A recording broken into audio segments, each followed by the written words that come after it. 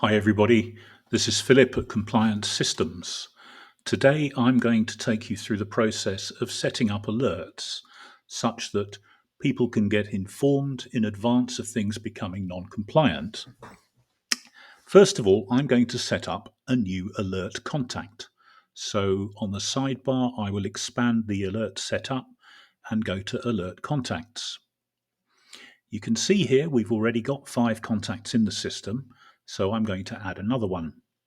And I'm going to call this guy Philip Blunt, and unsurprisingly, it will have my email address. Okay, wonderful. Now, related company. This is important to remember that if I assign this alert contact to one of the companies that is underneath the top company, just in this example, the top company is Avon Care Homes, and the companies beneath that are the 4 individual care homes. If I assign myself to one of the individual care homes, I will only receive alerts for anything attached to that care home. I will not get alerts for anything issued to any of the other care homes.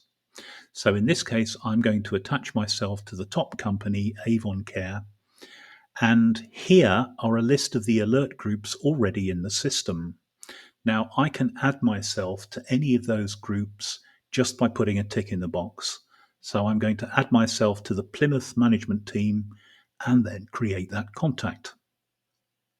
So that's been done now. If I go to the alert groups and pick out the Plymouth management team, we can see there the 3 people that are attached, including Philip Blunt at the bottom. Over on the right-hand side, we can see all the processes that the Plymouth Management Alert team is linked to. So the admin of medication, the appraisal, check water temperature, and car MOT in service. If I now go to those processes and let's pick out the car MOT in service.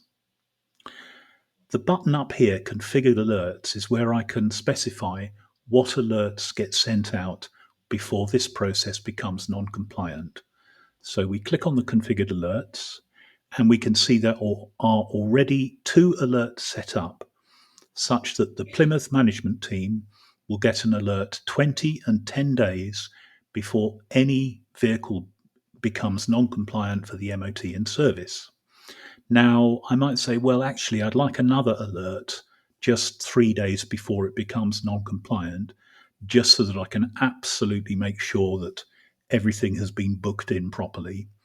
So I go to the alert group, pick out the Plymouth management team, and I'll say I want an alert 3 days before non-compliance, save that, and in it goes.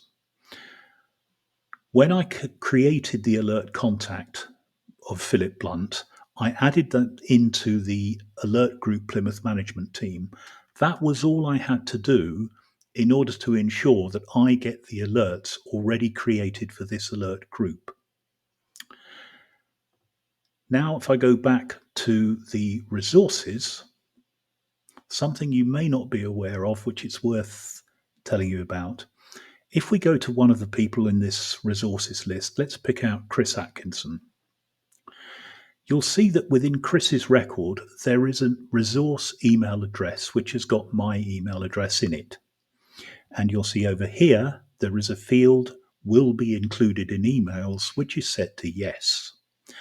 If this is set to yes, any alert which only concerns Chris Atkinson will also be sent to this email address. So this might be Chris's email address, and he might get an email alert saying Chris will be non-compliant for first aid training in 20 days' time, or something like that. So you can set up an email address here and make sure the individual recipient receives only those alerts that concern them directly. If this is set to no over here, then this email address will not receive those alerts. It's also worth pointing out that the alert contacts have nothing to do with the system users. You don't have to be a user to be added as an alert contact, and vice versa. But you can have users that are also alert contacts. But they don't overlap in terms of functionality. I think that's probably all I can say about this at the moment. I hope that all makes sense. If you would like to know any more about this process, get in touch and I'll happily answer any questions. If you can think of any other videos that you'd like me to record, talking you through the process of something, please shout and we'll get something booked up and get it online. Thanks a lot. Bye.